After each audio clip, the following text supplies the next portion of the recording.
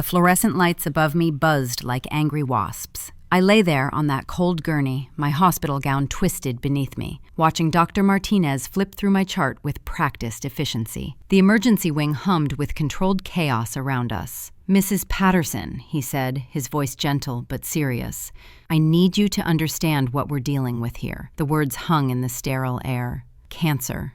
Aggressive.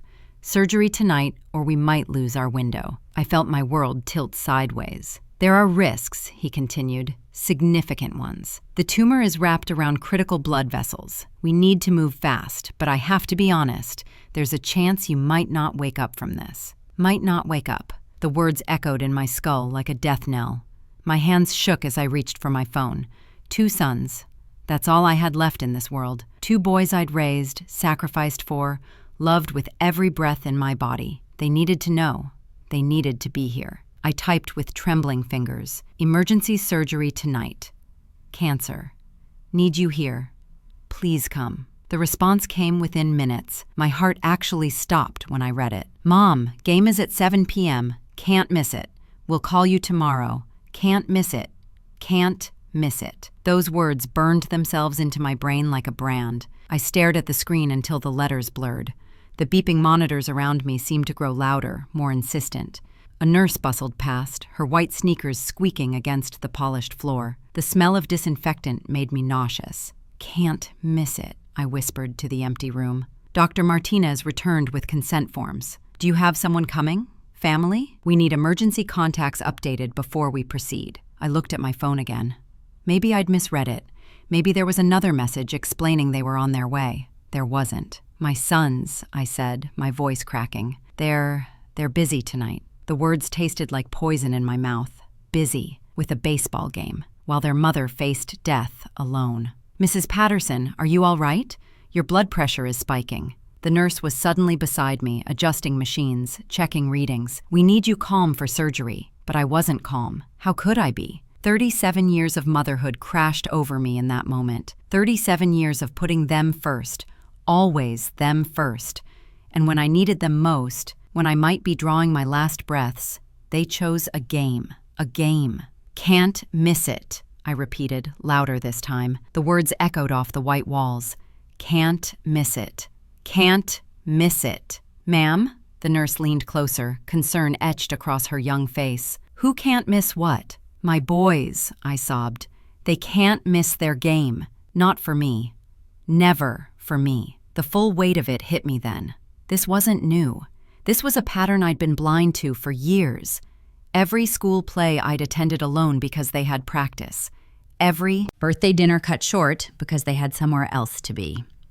Every holiday where I cooked, cleaned, and celebrated while they showed up just long enough to eat and leave. I'd told myself it was normal. Boys will be boys. They're building their own lives. I was proud of their independence. But lying there, facing mortality, I saw the truth. I wasn't a mother to them. I was a convenience, a safety net, someone who would always be there, always waiting, always sacrificing, so they never had to worry about losing me. Until now. Until this moment when losing me was a real possibility, and they still couldn't be bothered to show up. "Mrs. Patterson, we need to move to surgery." Dr. Martinez was back, scrubs on, ready to save my life. "Are you ready?" Ready? How could I be ready to die alone? But that's exactly what I was doing. Going into surgery that might kill me without a single person who truly loved me by my side. The overhead lights rolled past as they wheeled me toward the operating room. Each one looked like a tiny sun, burning bright against the endless white ceiling. "Can't miss the game," I whispered one more time as the anesthesia mask covered my face. "Can't miss it." The last thing I remembered was wondering if they'd even notice if I never came home. Would they miss me, or just miss what I did for them? Would they grieve their mother, or just grieve their meal ticket? As consciousness slipped away, I realized something that would change everything once I woke up, if I woke up. That abandonment, that casual dismissal of my life or death crisis wasn't just a wound, it was a revelation. It was the thread I would pull to unravel every sacrifice, every compromise, every moment I'd made myself smaller so they could be bigger. Because somewhere in that sterile room, between the beeping machines and the bright lights, I understood that I'd spent 37 years loving people who saw my love as their right, not their blessing. and I was done. If I survived this surgery, if I got another chance at life, things were going to change. They had to change, because a mother's love should be treasured, not taken for granted. And I was about to teach them the difference. I'm sitting here in my living room now, 3 years later. The lamplight is soft and warm, nothing like those harsh hospital fluorescents. I want to look you in the eye and tell you something important. If you've ever felt your love taken for granted, you're not alone. If you've ever wondered why you give and give until there's nothing left and still it's never enough, you're not alone. If you've ever felt invisible to the very people you'd die for, please know this: you are not alone. I see you. I was you. For 37 years, I was you. Maybe you're watching this because the title struck a nerve. Maybe something about skipped surgery and final letters made your heart skip a beat. Maybe you know exactly what it feels like to be abandoned when you need someone most. Good. That means you're in the right place. I need you to understand something. This isn't just my story. This is our story. The story of mothers, fathers, sisters, brothers, anyone who's ever loved someone more than they loved themselves. Anyone who's ever confused sacrifice with love. You deserve better. We all deserve better. Now, I'm going to ask you to do something, and I hope you will. If this story is speaking to you, if you're feeling that recognition deep in your chest, hit that subscribe button. Not for me, but for you.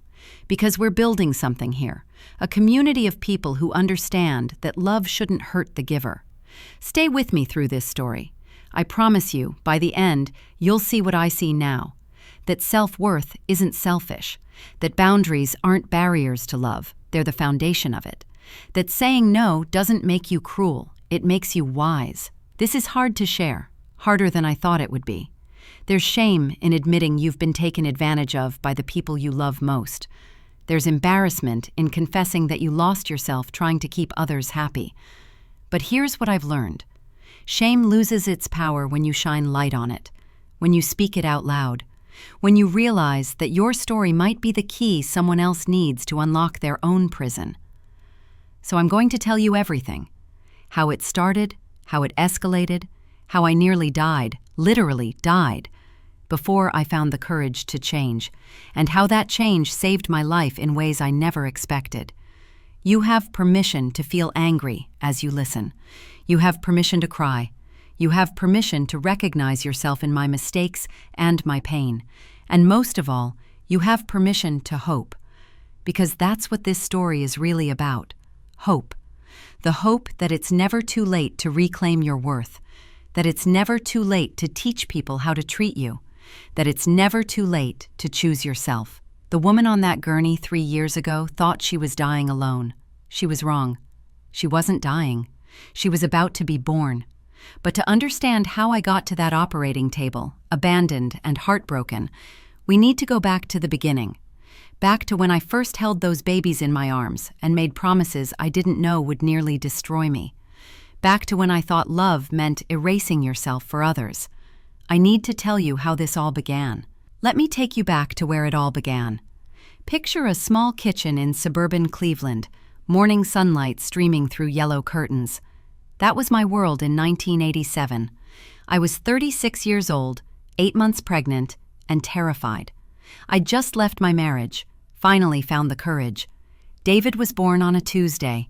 Michael followed 18 months later on a Thursday.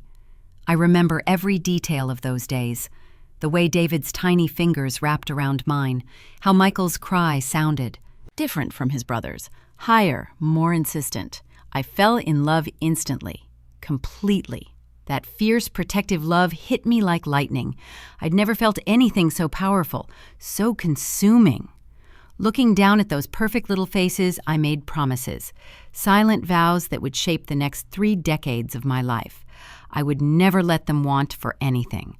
I would be everything they needed: mother, father, protector, provider.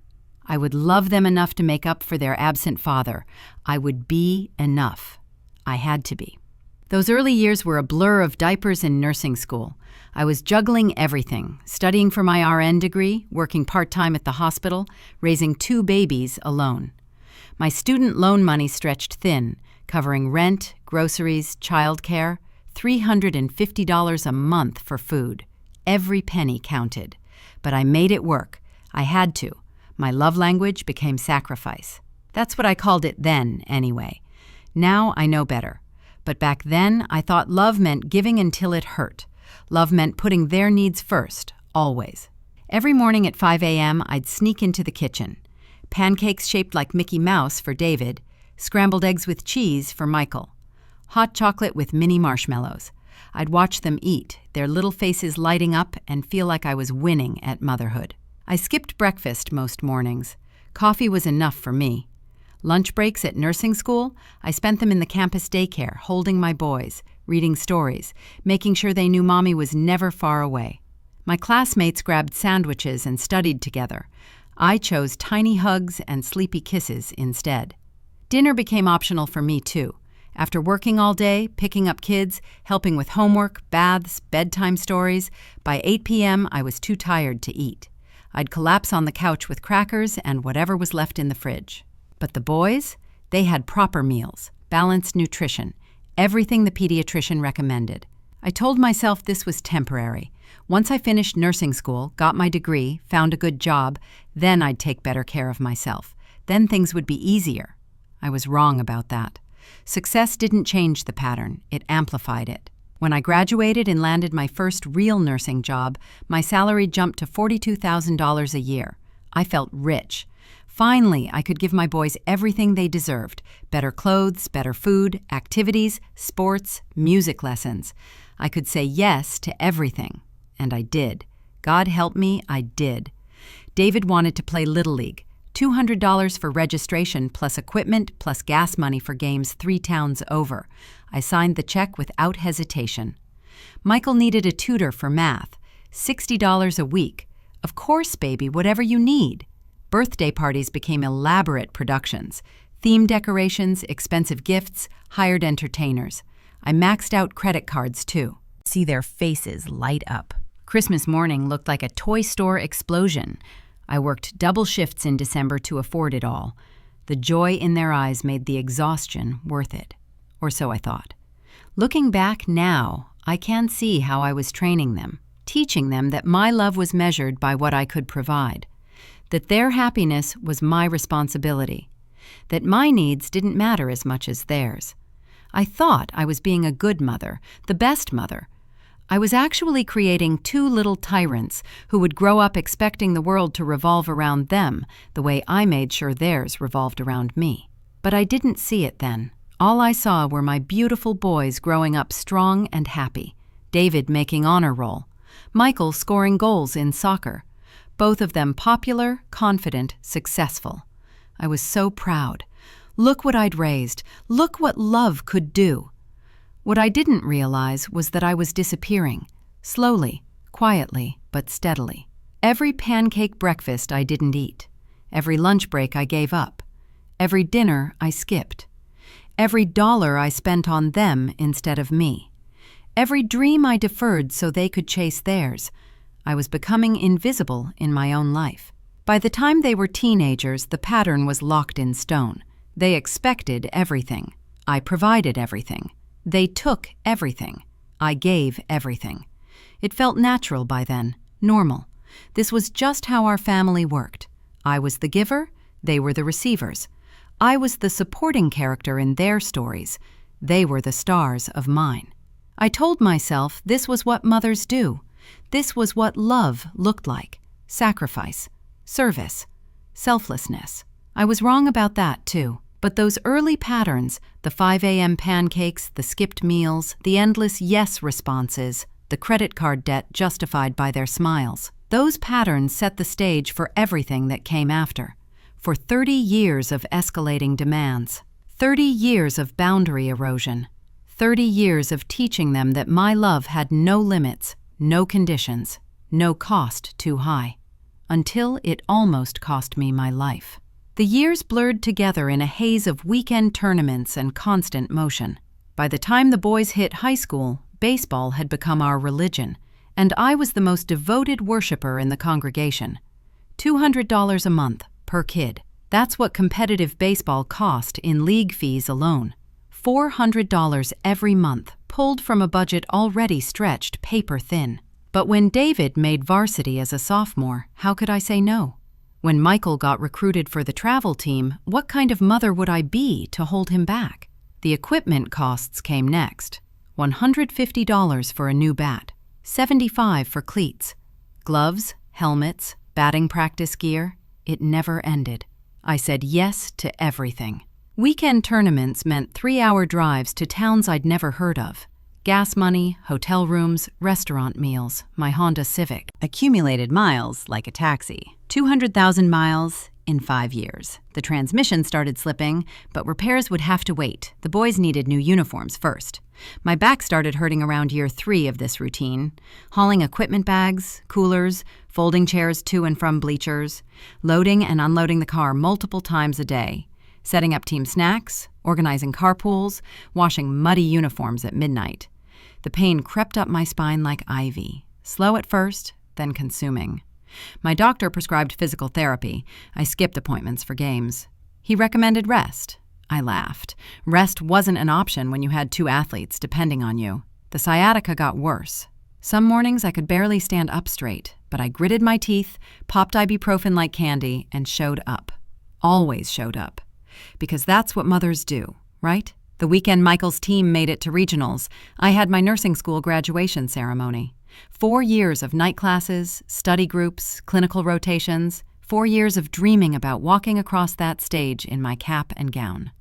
"Mom, you understand, right?" Michael said when the schedule conflict became clear. "This is huge for us. Coach says scouts will be there." David nodded in agreement. "You can graduate anytime, but this tournament, this is once in a lifetime." I stared at them both. My graduation invitation sat on the kitchen counter, still unopened. I'd been so excited to have them watch me finally achieve my dream. "Of course," I heard myself say. "Baseball comes first." I spent my graduation day in a sweltering gymnasium in Columbus, Ohio, watching 14-year-olds swing aluminum bats. My classmates posted photos on Facebook, caps thrown in the air, families celebrating, proud moments captured forever. I got a text from the nursing school. "Missed you today. Diploma will be mailed." That night, alone in a Holiday Inn Express, I cried into a scratchy pillowcase. But by morning, I'd convinced myself it was worth it. Michael's team won. He was so happy. That's what mattered. That's what I told myself mattered. The red flags were everywhere by then. I just chose not to see them. Phone calls that went unanswered for days, text messages ignored unless they needed something, family dinners where they ate quickly and disappeared to their rooms, conversations that revolved entirely around their wants, their needs, their problems. "Thanks, Mom," became extinct in our house. I'd clean their rooms while they were at school, cook elaborate meals that were consumed in silence, do their laundry, pack their bags, handle their schedules. They walked through the house like hotel guests, expecting service without acknowledgement. When did that become normal? I started getting calls from other parents. "Sarah's mom here, wondering if you can give Sarah a ride to practice. This is Jake's dad. Can you pick up Jake after the game?" Always me. Never them offering to help other kids. Never them thinking to ease another parent's burden. I said yes every time. Of course I did. My days became an endless cycle of driving, waiting, driving again. 2 hours at practice fields, sitting in my car grading patient charts. 3 hours at games, cheering for kids who barely acknowledged I existed. 4 hours on Sundays at tournaments, watching from bleachers that made my back scream. The sleepless nights started around this time too, not just from physical pain, though that was constant now.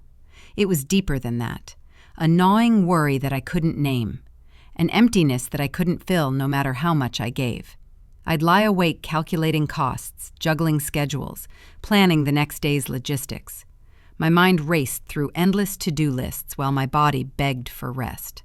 Coffee became my best friend. 4 cups by noon just to function. When David got his driver's license, I thought things would get easier. Finally, some independence, some relief from the constant chauffeuring. I was wrong again. He got a DUI 3 months later. 2 a.m. phone call from the police station, $1,000 for a lawyer. 6 months of driving him everywhere again while his license was suspended. "Thanks for not lecturing me, Mom," he said on the ride home from jail. Not, "I'm sorry," not, "I messed up," Just, "Thanks for not being upset about cleaning up his mess." I should have been furious. I should have made him face consequences. Instead, I made excuses. Stress from college applications, pressure from scouts, boys being boys. Michael started failing chemistry his junior year. The teacher called home. "He needs tutoring," she said, "otherwise he won't graduate on time." $80 a week for a chemistry tutor, every Tuesday and Thursday for 8 months. I picked up extra shifts at the hospital to cover it. My feet swelled from standing 12 hours straight, but Michael's grades improved. He never thanked me for that either. College application season brought new financial pressures. Registration fees, test prep courses, campus visits. I liquidated my small retirement account to pay for it all. My future security sacrificed for their present opportunities. I told myself it was an investment, in their futures, in their happiness. Really, it was just another payment on a debt that would never be settled. The physical toll was undeniable by then. My back pain was constant, sharp shooting sensations down my legs. Mornings where I couldn't turn my head. Nights where no position was comfortable. But admitting I was struggling felt like admitting I was failing them, and I couldn't do that. I wouldn't do that. So I kept going, kept giving, kept sacrificing pieces of myself on the altar of their success. I didn't realize I was disappearing completely. One painful, exhausting, expensive day at a time. Until one day, I couldn't ignore the truth any longer. It was 2:17 a.m. on a Tuesday when everything changed. I sat at my kitchen table, surrounded by bills I couldn't pay. The overhead light cast harsh shadows across overdue notices, credit card statements, collection letters, the remnants of 30 years of saying yes. My back throbbed from another 12-hour shift. My eyes burned from staring at numbers that didn't add up. No matter how I calculated, shuffled, reorganized, there wasn't enough money to cover everything. David needed $800 for his senior baseball showcase. Michael's car needed new brakes, $600. The mortgage was 2 months behind. The electric company had sent a final notice. I opened my journal, the same journal I'd kept since nursing school. Pages filled with grocery lists, work schedules, appointment reminders, always their needs, never my dreams. That night, I wrote something different. I am drowning in their expectations. The words surprised me. Where had that come from? I kept writing. Stream of consciousness, no editing, just truth pouring onto paper like blood from a wound. I gave them everything and taught them nothing. I solved every problem and prevented every growth. I loved them so much I forgot to make them lovable. My hand shook as the revelation hit. Unbalanced sacrifice breeds entitlement. I stared at that sentence, read it again. Again. This was my thesis statement. The conclusion to 30 years of research I hadn't realized I was conducting. Everything clicked into place with terrible clarity. Every time I'd bailed them out, I'd taught them someone else would always solve their problems. Every time I'd prioritized their wants over my needs, I'd taught them their comfort mattered more than my suffering. Every time I'd said yes when I should have said no, I'd trained them to expect the impossible from everyone else. I wasn't being a good mother. I was being an enabler. The guilt that had lived in my chest for years, guilt for not doing enough, not giving enough, not being enough, began to dissolve, replaced by something I hadn't felt in decades: anger. Clean, righteous anger at what I'd allowed to happen, what I'd created. I flipped through old journal pages, story after story of sacrifice disguised as love. Midnight runs to bring forgotten homework, lies told to teachers about why projects were late, money borrowed against my future to fund their present. None of it was love. It was fear. Fear that they wouldn't love me if I didn't provide everything. Fear that I wasn't enough just as I was. Fear that saying no made me a bad mother. But what kind of mother raises children who abandon her during surgery for a baseball game? The kind who taught them that her needs never came first. I wrote faster now, years of suppressed understanding flowing through my pen. Every sacrifice I made for them was really about me, my need to be needed, My fear of being rejected, my desperate desire to feel valuable. The truth hurt, but it also freed something inside me. I didn't raise independent, grateful, empathetic men. I raised entitled, demanding, selfish boys who never learned to consider anyone but themselves. Because how could they? I'd spent 30 years making sure they never had to. I called it love, but it was actually control. I controlled their consequences, their discomfort, their growth. I robbed them of the chance to develop resilience, gratitude, and genuine compassion. The clock read 3:42 a.m. now. Outside, the world slept peacefully. Inside, my world was reorganizing itself around new truths. Their taking isn't the problem. My giving was. I'd been so focused on being the perfect mother that I'd forgotten to teach them how to be decent human beings. So worried about their happiness that I'd ignored their character. So afraid of their disappointment that I'd guaranteed my own. I am not their victim. I am their creator. This realization should have destroyed me. Instead, it energized me, because if I'd created this dynamic, I could also change it. Love without boundaries isn't love. It's self-destruction disguised as sacrifice. For the first time in years, I felt hope. Real, solid hope. Not hope that they would change. I couldn't control that. Hope that I could change. That I could stop this cycle. That I could teach them, finally, what healthy love actually looked like. It might be too late for the little boys I'd raised, but it wasn't too late for the men they could still become. New rule: my love is free. Everything else has conditions. I closed the journal as dawn crept through the kitchen window. My body ached, but my mind felt clearer than it had in decades. Armed with this new understanding, I knew what I had to do next. I needed to document everything, every financial bailout, every crisis I'd solved, every pattern I'd enabled. I needed evidence of what I'd created so I could systematically dismantle it. The reckoning was about to begin. The next morning, I called in sick to work. For the first time in 15 years, I spread every bank statement, receipt, and credit card bill across my dining room table. 30 years of financial history laid bare. The evidence of my enabling stared back at me in black and white.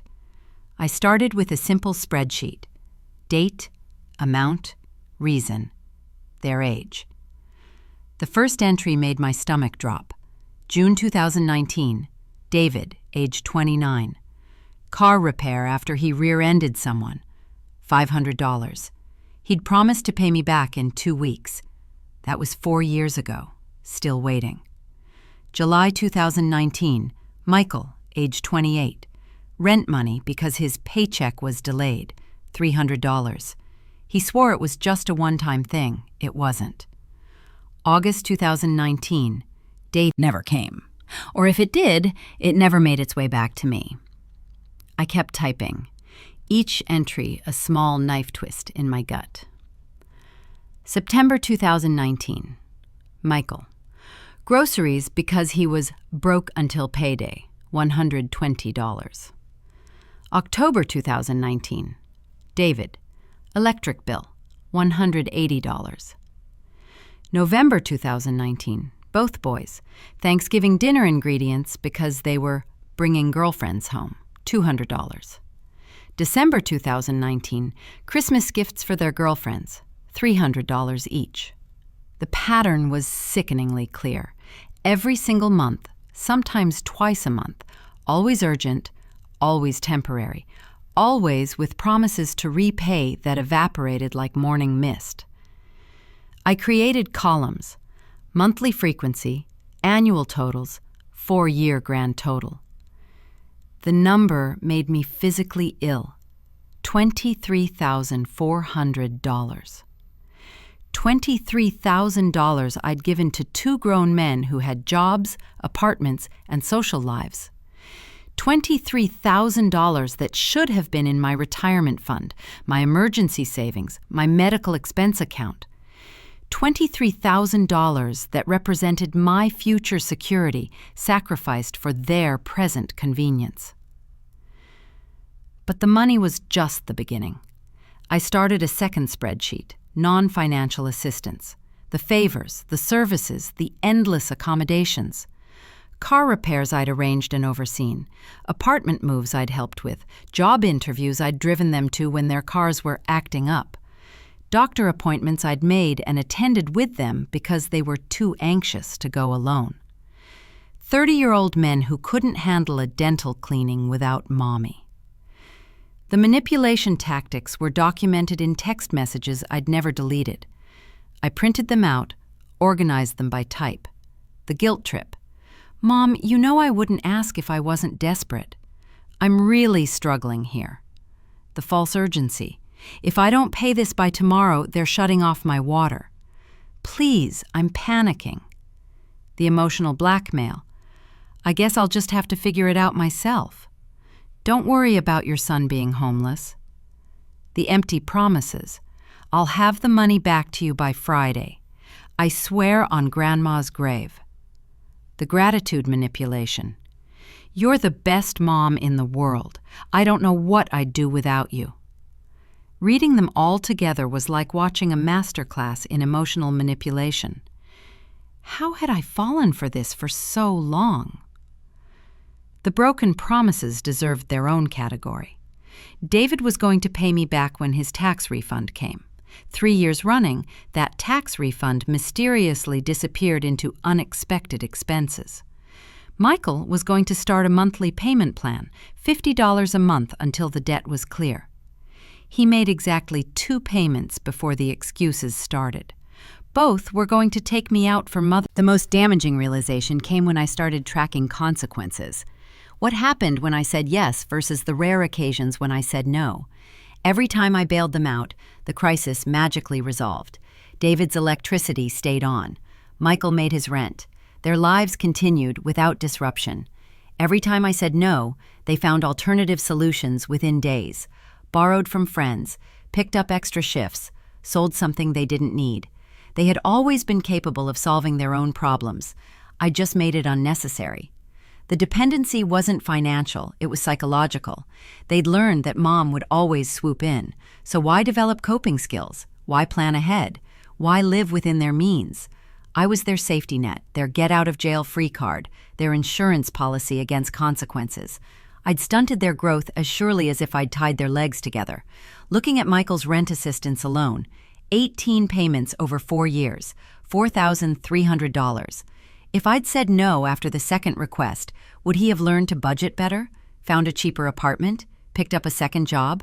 Probably. Instead, I'd taught him that responsibility was optional, that someone else would always catch him when he fell. The car repair bailouts were even worse. 7 times I'd paid for David's poor driving decisions. 7 opportunities for him to learn that actions have consequences. 7 chances for him to develop accountability. All wasted. I'd called it love, but it was actually harm. Every bailout prevented growth. Every rescue prevented learning. Every yes answer prevented them from becoming self-sufficient adults. I sat back in my chair, staring at the evidence of my enabling. The numbers didn't lie. The patterns were undeniable. I'd created 2 men who believed the world owed them comfort, convenience, and constant rescue, who thought love meant never having to face consequences, who expected their problems to be solved by someone else. Men who would skip their mother's surgery for a baseball game because they'd never learned that other people's needs mattered too. The weight of this realization should have crushed me. Instead, it filled me with determination. These patterns had to stop. The enabling had to end. The dependency had to be broken. Not for my sake, though God knows I needed to save myself. For theirs. Because men who couldn't handle their own crises at 30 years old would never survive in a world that didn't revolve around their comfort. I'd failed them by giving them everything. Maybe I could save them by finally saying no. But first, I had to survive my own breaking point, and that was coming sooner than I knew.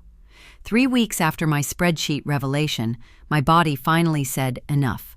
I was sitting in Dr. Henderson's waiting room for my annual physical, flipping through a magazine about retirement planning.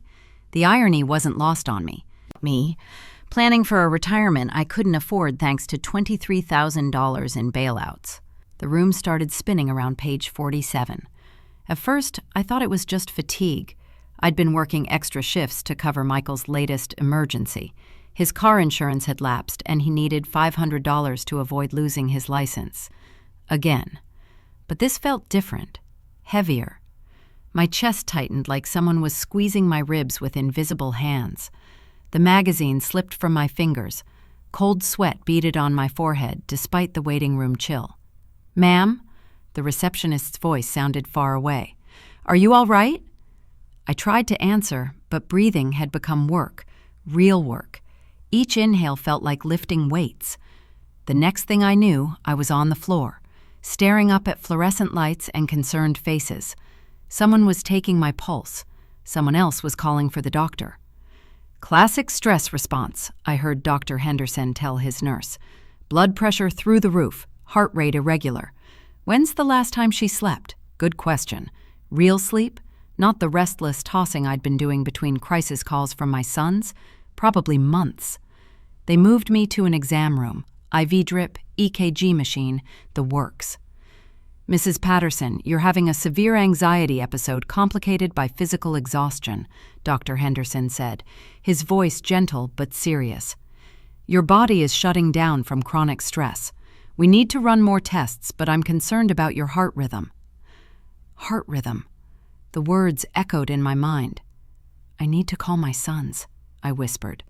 "Of course. Family should be here." I dialed David first, straight to voicemail. "Hey, it's David. Leave a message and I'll get back to you. Maybe." Michael's phone rang 4 times. "Mom? Kind of busy right now. Practice just started. Can I call you later?" "I'm in the hospital," I managed. "What? Why?" "Chest pains.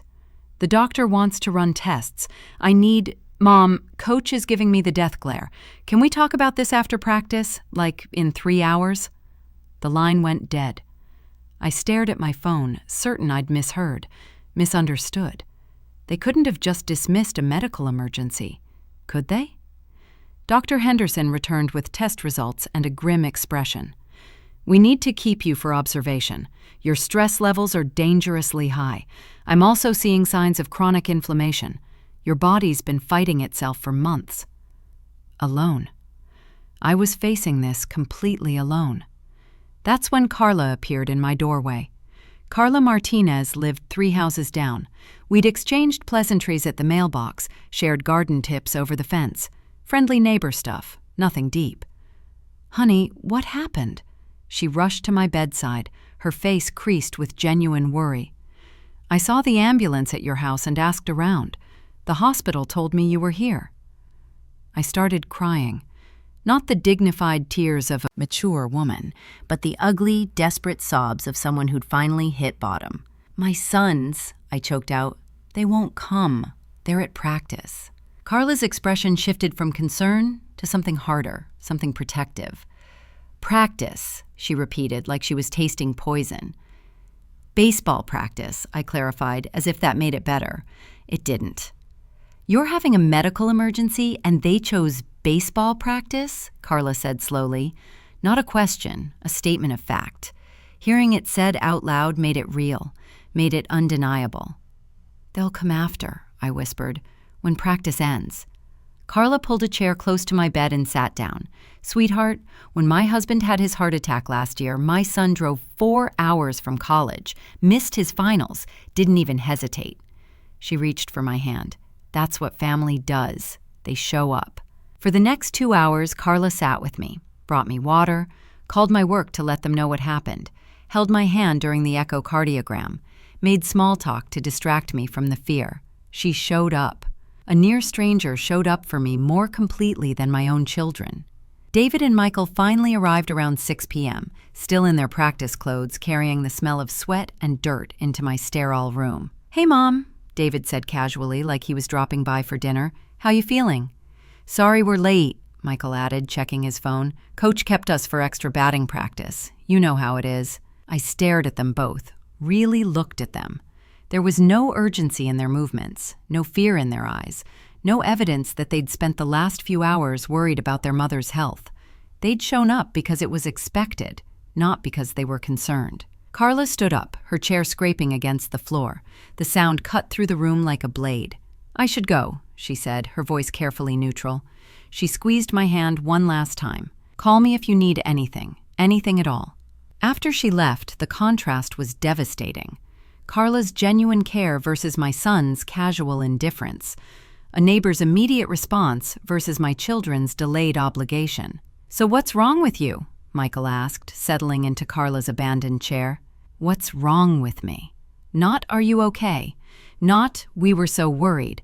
What's wrong with you? Like I was an inconvenience. The truth crystallized in that moment with brutal clarity. They weren't my allies. They weren't even my friends. They were strangers who happened to share my DNA. Strangers I'd spent 30 years serving, supporting, and sacrificing for. Strangers who saw my medical emergency as an interruption to their baseball schedule. I'd raised two men who were incapable of putting someone else's needs first, even when that someone was dying, especially when that someone was me. I woke to soft morning light filtering through hospital blinds. For a moment, I forgot where I was. Then the IV drip reminded me, and the memories crashed back. Baseball practice, medical emergency, casual indifference. "Good morning, sweetheart." Carla's voice was gentle, almost musical. She was sitting in the same chair she'd occupied yesterday, a fresh cup of coffee in her hands and kindness in her eyes. "You stayed?" My voice came out as a croak. "Of course I stayed. Someone needed to be here when you woke up. Someone needed to be here." Such a simple concept, yet my own sons had gone home after 20 minutes, promising to check in later. "How are you feeling?" Carla asked, leaning forward with genuine concern. I took inventory. Physically, better. The chest pain had subsided. The heart monitor showed steady rhythms. But emotionally, I felt hollow, scraped clean. "Different," I said finally. "I feel different." Carla nodded like she understood. "Yesterday was a wake-up call. More like a funeral," I whispered. She waited, giving me space to find the words. "I keep thinking about the contrast," I said slowly. "You, rushing here without being asked, staying the night in an uncomfortable chair, bringing me coffee at dawn." I paused, swallowing the lump in my throat. "And them, showing up 3 hours late like they were doing me a favor, staying 20 minutes, asking what was wrong with me instead of if I was okay." The truth tasted bitter in my mouth.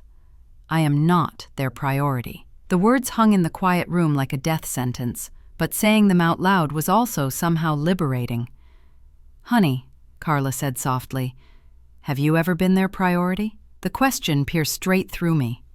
When had they last changed their plans for me, canceled something important to be present for something I needed, chosen my comfort over their convenience? I couldn't remember, not once. "I thought love meant always being available," I said, tears starting to flow. "Always saying yes, always putting them first. I thought if I just loved them hard enough, consistently enough, they'd love me the same way back." Carla handed me tissues from the bedside table. "But that's not how it works, is it?" I continued. "I taught them that my needs don't matter, that my emergencies can wait, that their mother is always optional." The grief hit me in waves, not just grief for yesterday's abandonment, but for 30 years of lopsided love, 30 years of giving everything and receiving crumbs in return. I'm mourning something that never existed, I realized out loud. The mother-son relationship I thought we had, the mutual respect, the deep bond, the way they'd drop everything to help me like I dropped everything to help them. It was all in my head, wasn't it? That closeness, that connection. I imagined it because I needed it to be real. Carla's eyes were wet now, too. Sometimes we love people so hard we forget to notice if they're loving us back. I nodded, understanding flooding through me like cool water. I enabled this. Every crisis I solved, every consequence I prevented, every time I said yes when I should have said no, I taught them that I was expendable, that my love was guaranteed no matter how they treated me. The hospital room felt sacred in that moment, like a church where I was finally confessing my sins. "I have to stop," I whispered. "This pattern, this cycle, it has to end." "What does that look like?" Carla asked gently. "I don't know yet, but I know I can't keep being their safety net, their ATM, their backup plan when everything else falls through." I thought about the spreadsheets at home. $23,000, 4 years of monthly bailouts, decades of putting their wants before my needs. I've been so afraid of losing them that I lost myself instead. But the truth is, I never really had them to begin with, not in any way that mattered. The morning sun was stronger now, painting the room in golden light. They're grown men who act like spoiled teenagers, and that's my fault. I raised them to believe the world revolves around them, that someone else will always fix their problems, that love means never having to be responsible for your own life. I wiped my eyes with the back of my hand. But maybe it's not too late. Maybe I can still teach them what real love looks like. Love that has boundaries. Love that requires mutual respect. Love that doesn't enable bad behavior. Carla smiled for the first time since I'd woken up. "How do you plan to do that?" I felt something shift inside me. Something that had been sleeping for 30 years was finally waking up. "I'm going to write them a letter. Tell them the truth about everything, about the money, the enabling, the way they've treated me, about how things are going to change." My voice grew stronger with each word. "I'm going to love them enough to let them face consequences, to struggle, to grow up. And if they don't like it," I looked out the window at the new day dawning, "then I'll finally know where I stand. And either way, I'll know I tried to save them from the entitled, selfish men I accidentally raised." The decision settled into my bones like truth, like peace. That determination carried me home from the hospital and straight to my desk, where I would write the most important letter of my life. I came home from the hospital to silence, no calls checking on my recovery, no texts asking how I felt. Just the echo of my own footsteps in an empty house. Perfect. I had work to do. I sat at my kitchen table with a legal pad and my grandmother's fountain pen, the same pen I'd used to sign their birth certificates 30 years ago. Tonight, it would write their emancipation. "Dear David and Michael," I began, then stopped, crossed it out. This wasn't a casual family update. To my sons. Better, more formal, more final. The words poured out like water through a broken dam. 30 years of suppressed truth flooding onto paper. "Yesterday, while I lay in a hospital bed wondering if my heart was failing, you chose baseball practice over being present for a medical emergency. This was not an isolated incident. It was the culmination of a pattern that has defined our relationship for decades. I wrote about the money. All of it. With dates and amounts. June 15th, 2019. $500 for your car repair, David. You promised to repay me in 2 weeks. It's been 4 years. July 3rd, 2019. $300 for your rent, Michael. You swore it was a one-time emergency. It happened 18 times. December 2019. $600 for Christmas gifts for your girlfriends, while I ate peanut butter sandwiches for dinner. March 2020. $400 to fix your transmission, David, after you ignored warning signs for months. Total financial assistance over 4 years, $23,400. The number looked obscene written in black ink. This amount represents my retirement savings, my emergency fund, my medical expense account, my future security, sacrificed for your present convenience. I wrote about the missed opportunities, my graduation ceremony, Mother's Day dinners, birthday celebrations postponed for your schedules. I taught you that my needs were optional, that my love was unconditional and infinite, that someone would always rescue you from the consequences of your choices. I was wrong to teach you these things. My hand cramped, but I kept writing. I enabled you to become men who cannot handle adult responsibilities, who expect others to solve your problems, who believe love means never having to face consequences, who would abandon their mother during a medical crisis for a recreational activity. The truth was harsh on paper. Good, it needed to be. Effective immediately, the following boundaries are in place. No more financial assistance of any kind. My love is free. My money is not. No more crisis calls asking me to solve your problems. You are 30 and 28 years old. Act like it. No more last-minute cancellations of plans with me. My time has value. No more taking without giving. Relationships require reciprocity. No more guilt trips, manipulation, or emotional blackmail when I say no. I paused, reading what I'd written. It felt like breaking chains I'd worn so long I'd forgotten they were there. These are not punishments. They are boundaries that should have existed from the beginning. I failed you by not teaching you how to be accountable, grateful, responsible adults. I'm correcting that failure now. The hardest part came next. I walked to my bedroom and opened the jewelry box on my dresser. Inside, nestled in faded velvet, lay the silver locket I'd bought when David was born. It was small, had turned out to be.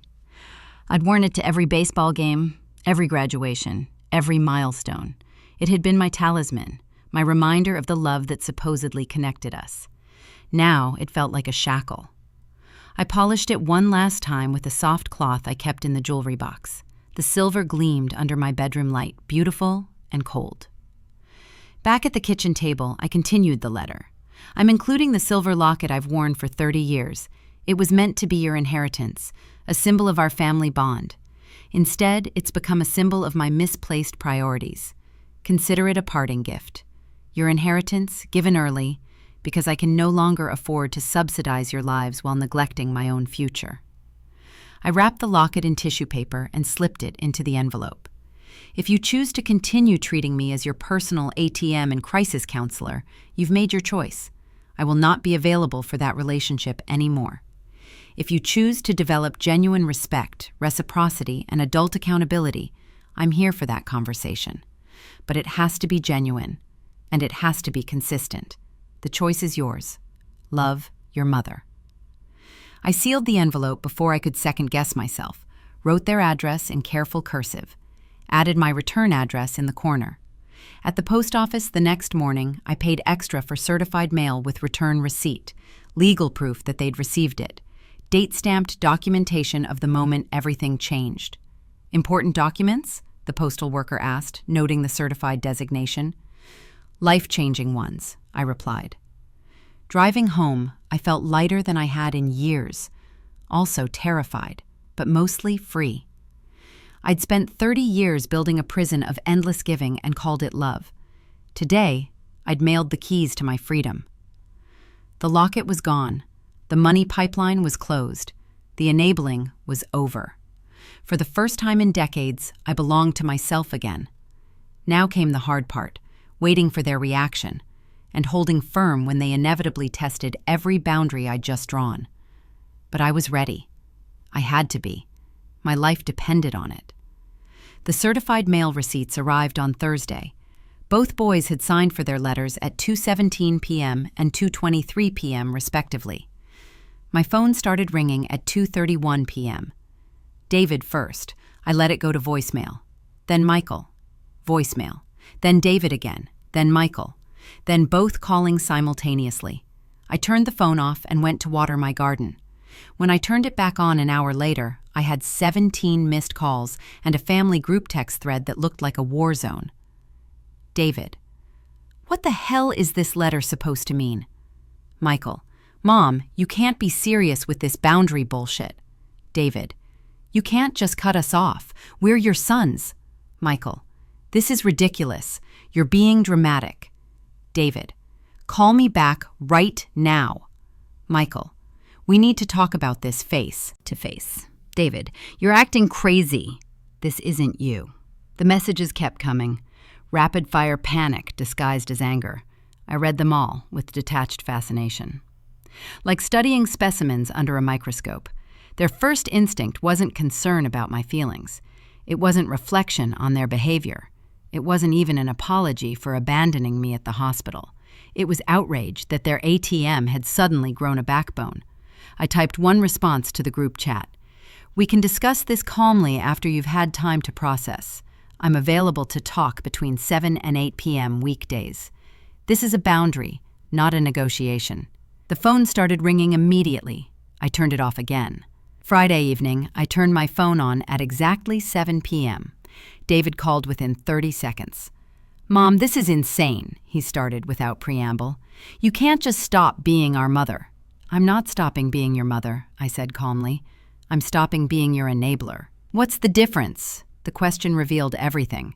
He genuinely didn't understand the distinction between love and codependence. A mother loves unconditionally, I explained.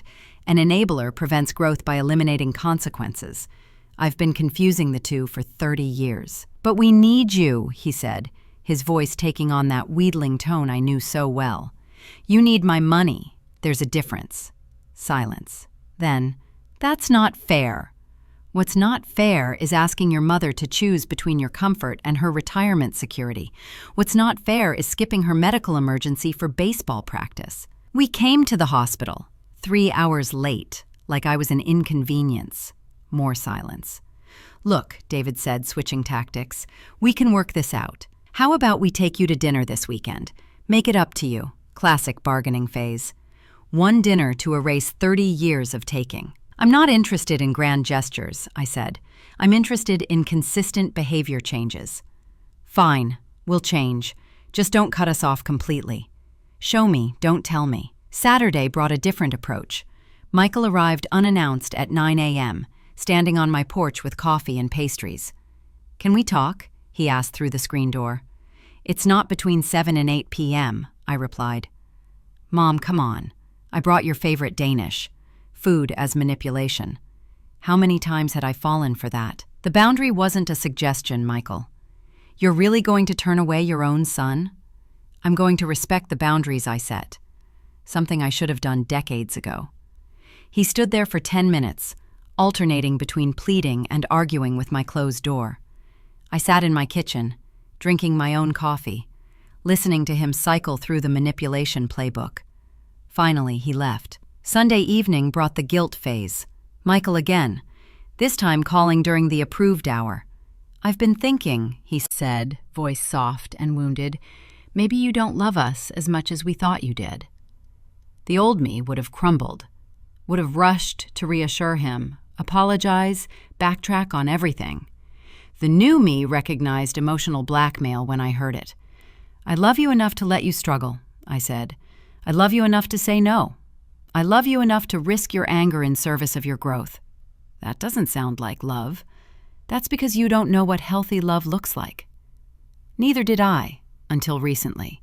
Each call, each text, each manipulation attempt made me stronger. Like lifting weights, the resistance built my resolve. I started keeping notes, documentation of every boundary test, every guilt trip, every attempt to revert to the old dynamic. They were panicking because their safety net had suddenly grown conditions. Their automatic yes had become a thoughtful no. Change was terrifying for them, which meant it was working. With each firm response, each held boundary, each refused manipulation, I felt more like myself, more solid, more real. Carla had taught me that I deserved care. Now I was teaching myself that I deserved respect. But they weren't giving up easily, which meant I needed to fortify my position with more than just words. The manipulation attempts convinced me that words weren't enough. I needed structural changes, legal barriers, financial firewalls, physical distance. Real boundaries require real enforcement. Monday morning found me at First National Bank, sitting across from Maria Santos, the same loan officer who'd helped me refinance my house 3 years ago, times to cover the boys' emergencies. "I need to close the joint checking account," I said, sliding the paperwork across her desk. Maria's eyebrows rose. "The one with David and Michael?" "That's the one." She pulled up the account history on her computer. Her expression grew more concerned as she scrolled. "Mrs. Patterson, there have been significant withdrawals from this account. Recent ones. Are you aware?" "I'm aware of everything," I interrupted. "That's why I'm closing it." She printed the transaction history. 12 withdrawals in the past month, amounts ranging from $50 to $300. Always when I was at work, always without notification. They'd been helping themselves. "I also need to remove them as authorized users on my credit cards," I said. my voice steady despite the rage building in my chest. All of them? Every single one. As Maria processed the changes, I opened a new checking account, one with my name only. New debit card, new PIN, new online banking password. Financial independence felt like breathing for the first time in years. From the bank, I drove to Hartwell & Associates. I've been putting off updating my will for 5 years. Today felt like the right time. I need to make some changes, I told attorney Jennifer Hartwell. What kind of changes? I'm removing my sons as beneficiaries. Jennifer's pen stopped moving. That's significant. May I ask why? I gave her the abbreviated version. The hospital incident, the financial abuse, the pattern of taking without giving. I want to leave everything to charity instead, I said, and I need to change my emergency contacts. Who would you like to designate? Carla Martinez. I gave her Carla's information. She's proven more reliable in a crisis than my own children. Jennifer made notes carefully.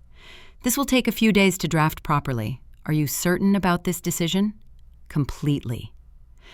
That afternoon, I called my landlord. I'm not renewing my lease, I said. Everything okay, Mrs. Patterson? You've been a great tenant. Everything's perfect. I just need a fresh start. I'd lived in the same house for 15 years, raised the boys there, created memories in every room, but memories can become prisons if you're not careful. I found a 1-bedroom apartment across town, near Riverside Park. Hardwood floors, updated kitchen, a balcony overlooking the water. $800 a month, $200 less than I was currently paying. Perfect for someone starting over, the leasing agent said. Exactly. Moving day was liberating. I donated most of my furniture, the family dining set where we'd shared so few actual family meals, the sectional sofa where they'd sprawled while I cleaned around them, the king-size bed where I'd lain awake worrying about their problems. Everything that represented the old dynamic, gone. I kept my grandmother's rocking chair, my books, my photo albums, the essentials of a life lived for myself. Carla recruited 3 friends to help with the move, women I'd met through her but never really connected with because I'd been too busy managing crises. This place is adorable, said Janet, arranging books on my new shelves. So peaceful, added Susan, hanging curtains in the living room. You deserve this fresh start, Carla said, squeezing my shoulder. These women showed up for me without being asked, without expecting payment, without guilt trips or manipulation, just genuine friendship offered freely. I'd forgotten what that felt like. That evening, alone in my new space, I researched scholarship programs. An idea had been growing since I'd seen my bank statements. All that money I'd given to my sons, what if I'd invested it in people who would actually appreciate it? I called the community foundation the next morning. I'd like to establish a scholarship fund, I told the program director. Wonderful. What population do you want to serve? Single parents pursuing nursing degrees. People like I'd been 30 years ago, struggling, sacrificing, determined to build better lives for their families. People who understood the value of opportunity because they'd fought for it. How much are you looking to contribute annually? I thought about the $23,000. Divided over time, invested properly, it could help multiple people every year. $5,000 annually for the Sarah Patterson Single Parent Scholarship. That's incredibly generous. It's an investment in people who won't take it for granted. The paperwork established the fund permanently. Money that once enabled dependency would now empower independence. Resources drained by entitlement would now fuel gratitude. It felt like alchemy, transforming pain into purpose. By Friday, my new life had structure. New address, new bank account, new will, new emergency contacts, new apartment, new friends, new purpose. I'd built a fortress of boundaries, protected by legal documents and financial firewalls. The boys had been calling during approved hours, their manipulation attempts growing more desperate as they realized the changes weren't temporary. But they hadn't seen me face to face since the hospital. That was about to change. Saturday afternoon, my doorbell rang. I looked through the peephole to see David and Michael standing on my new porch, expressions serious and determined. Time for the real test of everything I'd built. I took a deep breath, straightened my shoulders, and opened the door to face the consequences of 30 years of enabling, and the first day of the rest of my life. "We need to talk," David said through my screen door. His jaw was set, arms crossed. Michael stood beside him, matching his brother's stance. "Not here," I replied. "Neutral territory, Riverside Cafe, 1 hour." I wasn't about to let them into my sanctuary. This conversation needed boundaries from the start. The cafe was perfect, public enough to prevent dramatics, quiet enough for honesty. I chose a corner table, ordered coffee, and waited. They arrived together, a united front against their unreasonable mother. Both wore the expressions of men preparing for battle. "Mom," Michael started as they sat down, "this has gone far enough." I sipped my coffee and waited. Let them show their cards first. "You can't just disappear," David added. "Move without telling us, change your phone number, close bank accounts." "Actually, I can," I said calmly. "I'm a grown woman making decisions about my own life." "But we're your sons," Michael protested, his voice rising slightly. "Yes, you are. Which is why we're having this conversation instead of me simply writing you off completely." They exchanged glances. This wasn't going according to their script. "Look," David said, leaning forward with practiced sincerity, "we know we've taken you for granted. We're sorry about the hospital thing. That was wrong. But cutting us off completely?" Michael jumped in. "That's extreme. We can work this out like adults." I set down my coffee cup with deliberate precision. "My love is free," I said, looking on each of them in the eye. "My money is not." Silence stretched between us like a chasm. "What's that supposed to mean?" David finally asked. "It means I will always love you. That will never change. But my financial support, my crisis management services, my endless availability to solve your problems, those have conditions now." "Conditions?" Michael's voice cracked like he was 14 again. "Respect, reciprocity, accountability, basic adult behavior." David's face was reddening. "You're treating us like strangers." "You've been treating me like a stranger for years," I replied. "Like someone whose feelings don't matter, whose time has no value, whose emergencies can wait for your convenience." "That's not," Michael started. "When's the last time either of you asked how I was doing without needing something?" I interrupted. "When's the last time you called just to check in? When's the last time you offered to help me with anything?" They both opened their mouths. Both closed them again. "I've been keeping track," I continued. 47 calls in the past 6 months. 45 were requests for money, rides, or problem solving. 2 were you telling me about changes to plans we'd made. The numbers hung in the air like evidence in a courtroom. "But you're our mother," David said, his voice taking on that wheedling tone that had worked so well for 30 years. "Helping us is what mothers do. Enabling grown men to avoid consequences is not what mothers do. It's what doormats do." Michael flinched at the word doormat. Good. It was supposed to sting. "We'll do better," he said quickly. "We'll call more, visit more, we promise." "I don't want your promises," I said. "I want to see sustained behavior change, and until I do, the financial pipeline stays closed." "What if there's a real emergency?" David asked. "Define real emergency." "I don't know, medical bill? Car breaks down and I can't get to work?" "You have friends, credit cards, personal savings. You'll figure it out like every other adult in the world." "But what if we can't?" "Then you'll learn to manage your money better. Budget for emergencies, make better decisions, face consequences." They stared at me like I was speaking a foreign language. "This isn't fair," Michael said, his voice small. "What wasn't fair was me sacrificing my retirement so you could avoid growing up. What wasn't fair was choosing baseball practice over your mother's medical emergency." David's hands clenched into fists on the table. "We said we were sorry about that. Sorry doesn't undo 30 years of pattern. Sorry doesn't restore my drained savings. Sorry doesn't heal the damage of feeling worthless to my own children." "You're not worthless," Michael protested. "Then act like it. Treat me like I matter. Make me a priority occasionally. Show up when I need you, not just when you need me. And if we don't? David asked, his voice hard now. I looked at both of them for a long moment. My beautiful boys, the babies I'd loved so fiercely I'd forgotten to love myself. Then you'll have made your choice, I said quietly, and I'll have made mine. You'd really cut us off? Michael whispered.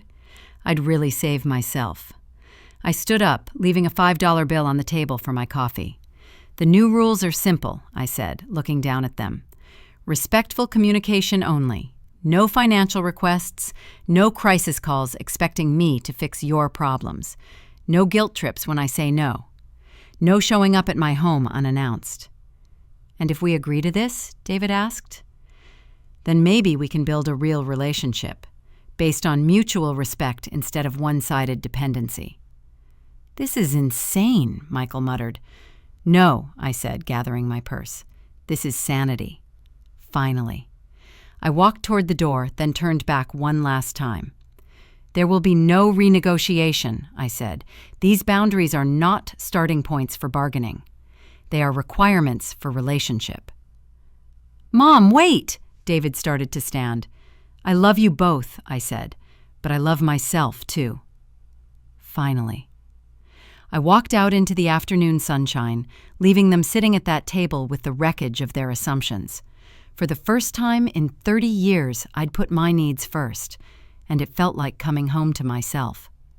6 months later, I wake at sunrise by choice, not crisis. My mornings begin with silence, real silence, not the anxious quiet of waiting for the next emergency call, but the peaceful hush of a life lived intentionally. I roll out my yoga mat on the hardwood floor of my sunlit living room. 20 minutes of gentle stretching, breathing, existing in my own body without apologizing for taking up space. The poses that once seemed impossible are becoming natural. My back pain, gone. Stress headaches, vanished. Sleep, deep and restorative. Funny how healing happens when you stop poisoning yourself with other people's chaos. After yoga, I sit at my small kitchen table with coffee and my journal. The same journal where I'd documented 30 years of enabling. Now it holds different entries. Day 187 of boundaries. Michael called during approved hours yesterday. Actual conversation about his job promotion. No requests for money. Progress. Day 188. Lunch with Janet and Susan. They insisted on splitting the check equally. Still not used to reciprocity, but learning to receive as well as give. Day 189. Visited scholarship recipient Amanda at nursing school. Her gratitude reminded me why redirection matters more than rescue.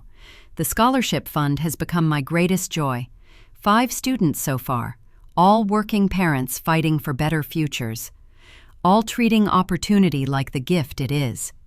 Amanda Rodriguez, 34, 3 kids, working nights as a CNA while studying for her RN.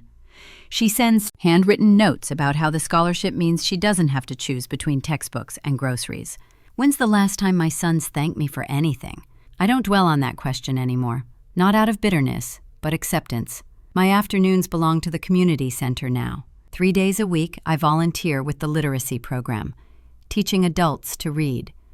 Watching grown men cry over their first complete sentence. Seeing women my age discover poetry for the first time. Mrs. Patterson, says Carlos, a 50-year-old construction worker learning to read so he can help his grandchildren with homework. You believe in us even when we don't believe in ourselves. That's what healthy support looks like. Believing in someone's capability, not rushing to eliminate their struggle. Tuesday evenings, I lead a support group for single parents. 15 people sitting in a circle, sharing stories of exhaustion and triumph, teaching each other the difference between helping and enabling. My daughter called asking for rent money again, shares Maria, a woman about my age. I almost said yes automatically. What stopped you, I ask. Remembering that last month's emergency rent became this month's shopping spree on her Instagram. The group nods in recognition. We've all been there. So what did you tell her? I told her I loved her too much to prevent her from learning to budget. Growth. Real growth, happening in real time. My evenings are for chosen family now. Carla, of course, but also the women I've met through volunteering. Janet, whose husband died 2 years ago and who's rebuilding her identity. Susan, recently divorced, learning to live alone without apology. Rosa, whose adult children moved across the country and whose discovering friendship fills different needs than family. We have potluck dinners where everyone contributes something, game nights where we laugh until our stomachs hurt, book clubs where we debate characters' choices and see ourselves in their struggles. Last week, Carla's daughter Elena turned 16, a milestone birthday deserving of something special. I knew exactly what to give her. "This was my mother's," I said, placing the silver locket in Elena's palm, "and her mother's before that." Elena's eyes widened. "Mrs. Patterson, this is too much." "No, honey. You're the right person for it now." Carla's eyes filled with tears. She understood the significance. "But what about your sons? They have what they need from me," I said. "You represent what this locket was always supposed to symbolize. Family bonds built on love, respect, and mutual care." Elena fastened it around her neck, and the locket looked right for the first time in years. Not a symbol of obligation, but of appreciation. "I'll treasure it forever," she whispered. I believe her. Because Elena says thank you for small kindnesses. Because she calls Carla just to check in. Because she offers to help with groceries and means it. Because she's been raised to understand that love is reciprocal.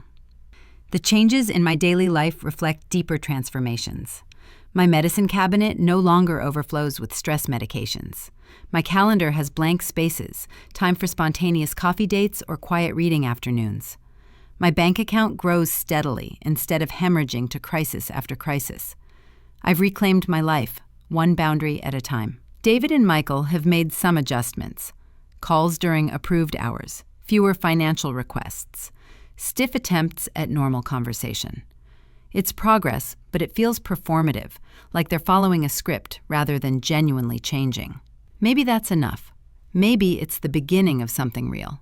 Maybe it's not. Either way, I'm no longer waiting for their approval to live fully.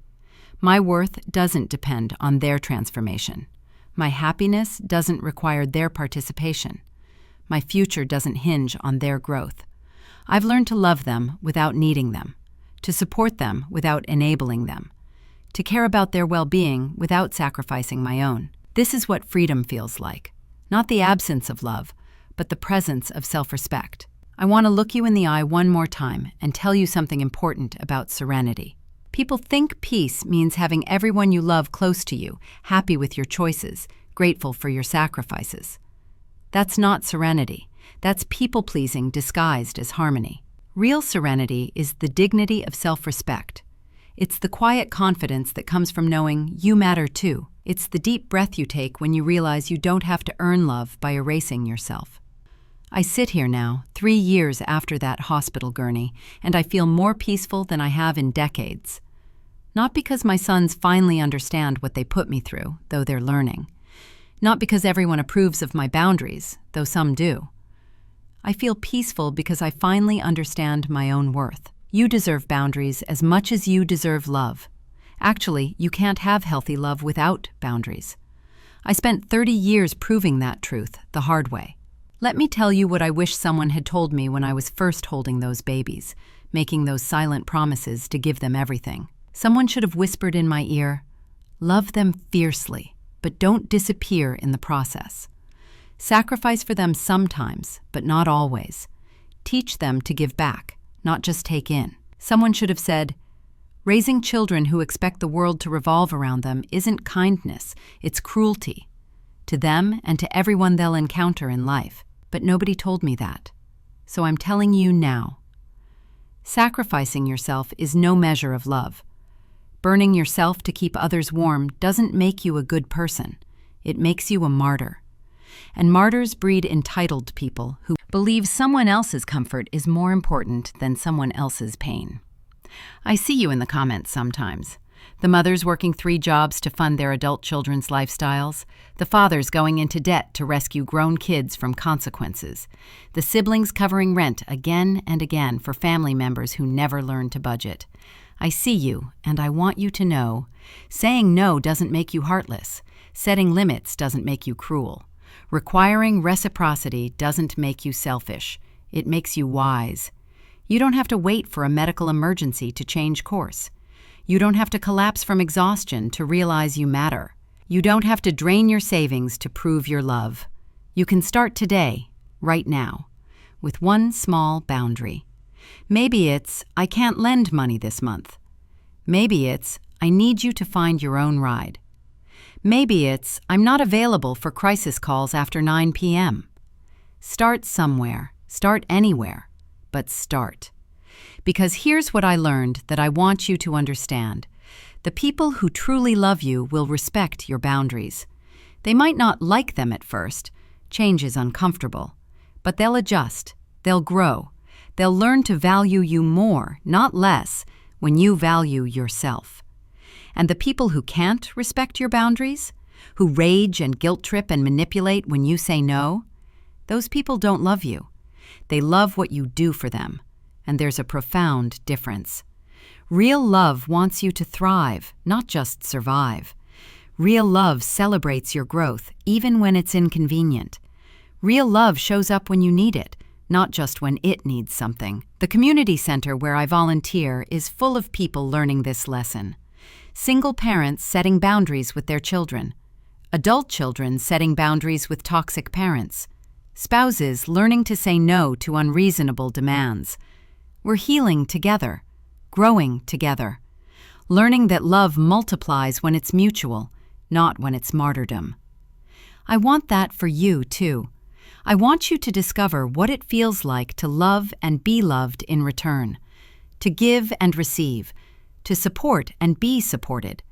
I want you to know the peace of sleeping through the night without anxiety about someone else's poor choices, the joy of friendships based on mutual respect, the confidence that comes from knowing you matter.